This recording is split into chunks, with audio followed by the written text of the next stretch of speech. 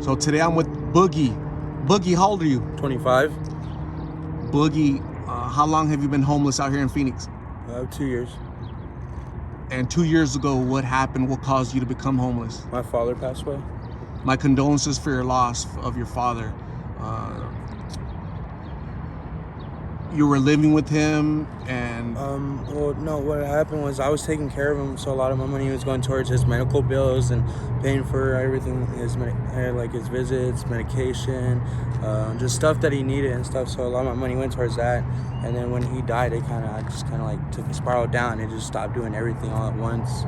And then it just went south from there. are you using any substances, any like blues or anything? Yeah, I'm on blues And how long have you been using blues? since my father passed. A lot of folks use blues, they tell me, to numb a trauma. Is that what you're trying to numb, the passing of your father? Yeah. And then recently, my mother also passed away too, like last week ago. So I'm dealing with that right now. Recently, Your mother just recently passed away? yeah, she died of suicide. Again, my condolences for your loss of your father 2 years ago and your mother last week. My deepest condolences. That has to be difficult. Do you have siblings or any family? No, I don't have any family. I was adopted, so I don't know anybody.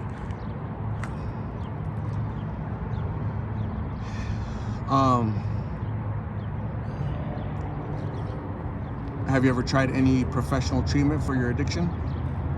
I have. It's kind of hard to do and stay clean. It's just being on the streets, because you're on the streets, you're by yourself, and sometimes, you get arrested, or, something just happens, or people treat you like shit. People throw piss bottles at you and stuff just for being homeless, or they just pretty much treat you like an animal or a dog. So you just get used to, going off to the side of the road, getting high, or just going and avoiding people. I tried it one time. I mean, it worked for like a week, but then it just stopped, because you get to a point where, your depression takes over, or something just makes you feel like you relapse, because you start hanging out with the same people who are still getting high, but at the same time, you're around that the whole time, because that's all you end up knowing, because you're out here for so long. These are all the people that you know. These people who kind of become your friends or your family, but at the same time, everybody at the end of the day still only has himself, so they take care and look out for themselves. So Boogie, this is something I've heard in the past. For example, if you were to go to a treatment center for 60 days, 30 days, and you got clean, you detoxed, you got clean, there was treatment, they counseled you, but when you get out, Boogie, you don't have nowhere to go. You're gonna come out to the streets, to your friends, to the people out here, and you're gonna relapse and go. It's the same cycle. There's some truth to that? Yeah. Do you have an answer? What would be the answer, Boogie, for like what would help you?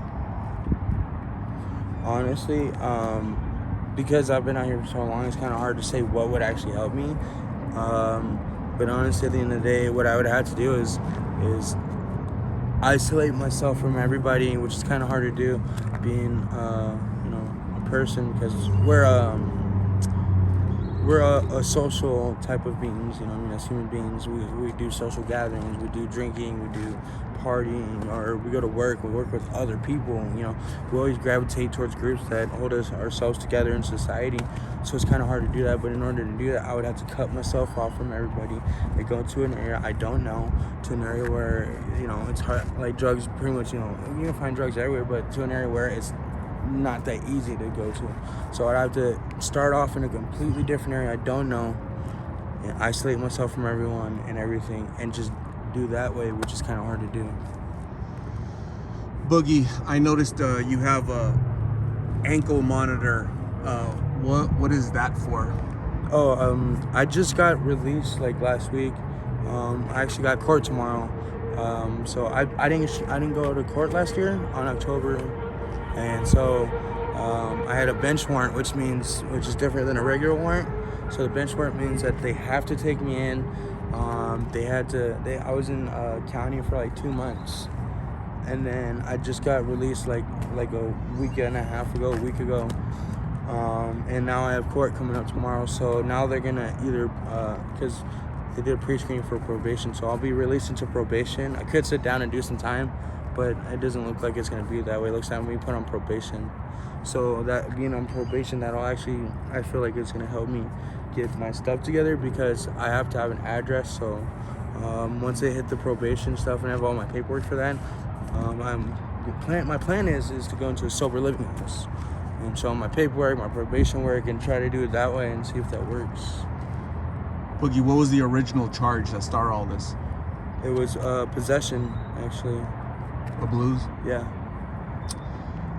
Boogie, you said you were locked up for 2 months, and you just recently got out last week. Yeah. During those 2 months, you weren't taking any blues inside? I'm not gonna lie, I had something on the inside.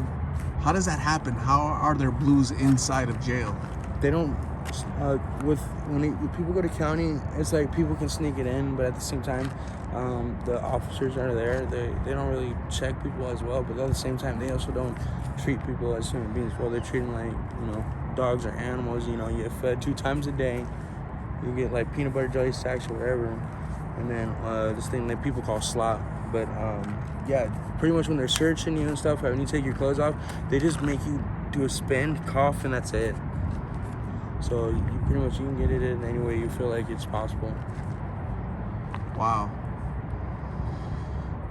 Okay, so what advice, Boogie, would you have for young people that are out here doing blues, struggling on the streets? Any advice for them, or somebody that's at home thinking about trying blues? They're being pressured by their friends at school, in their social circle. What would you advise them? Honestly, I would say don't do it, because before I was on blues, I had my own house. I had 2 cars. I was going to college for business and accounting. Like, I was also planning on opening up a business and stuff. Like, I was doing all this stuff. I was doing good for myself. And it all went south when my dad passed away. I decided to numb the pain and get high. So now I'm stuck out here because of a choice I made, which was the wrong choice. Like, yes, we're human beings, but we make mistakes, but at the end of the day, we have to live with those mistakes. And now the fact that I'm out here every day, like I literally gotta walk down the road and I can get harassed by cops all day just because of the way I look, just because of what I do, just because what they feel like I'm doing, And it's not a good life to be on blues. Yeah, okay, cool, you're getting high, but that's not good. Like, it's not a good high. Smoke weed, if you're a medical marijuana patient, but if you're a young kid, go to school, do shit that's fun, go out to bars or whatever, do that. Like, don't go and get high, because once you just start getting high, it becomes, you start waking up. I start waking up every day and it feels like, okay, it's just another day. It starts getting kind of like just pointless. Like, you're fighting every day just to get a meal in your stomach. You're fighting every day to get your high. Like, it's not the life. It's not. I used to travel around the States, 18, 19 years old, travel around the United States just for partying at music festivals and stuff like that. You know what I mean? I've done stuff that most people haven't done yet before. Drugs ruin that. Ruin everything. What do you miss the most about your normal life, Boogie? I miss all my friends and my family. What message, if your friends and family watch this, what message do you have for them? I'm sorry. Sorry I was selfish. Sorry I did the things I did, and I can't take it back, but I just want you to know that I'm sorry. You mentioned earlier your successes in life. You've owned a home, a couple cars, you're traveling, partying, you can get back to that. You understand that, right? You seem very intelligent, articulate, sociable, where people would respect you. But I'd hate for you to give up on yourself. You're so young. Don't give up on yourself. You look like you have low self-esteem right now. Don't give up on yourself, right? Just try to regain that confidence and what you were doing earlier, before your loss, before you resorted to this lifestyle, right? Reach out to friends, reach out to family, lift yourself up. I think you matter a lot. I think people care about you out there. People are gonna watch this, be like, hey, I know him. He's a real cool dude, right? So, but don't give up on yourself, okay? I'm gonna say, Boogie, thank you very much for sharing your story. It's an all too common story. I've heard 1,000 times, and it breaks my heart because you seem like a really cool, nice young man. But ultimately, it's gonna be your choice to help yourself, not me, not the police. It has to be you, okay? So again, thank you very much. I'm gonna hand you my card with my number so that you can call me if you need a ride to court, if you need a ride to a shelter, a ride to treatment, need somebody to talk to. You might need like a role model. You might need like a male role model, a father figure, a mentor to lean on. Okay, so just call me and we could always talk, okay? Here's a little goodie bag. It's donated by one of my subscribers, a friend of mine. Her name is Laura. So there's a little snacks in there for you to munch on, okay? Mm-hmm. So again, thank you very much. You have a good night. Stay safe. We'll talk soon, okay? Mm-hmm. God bless you, brother.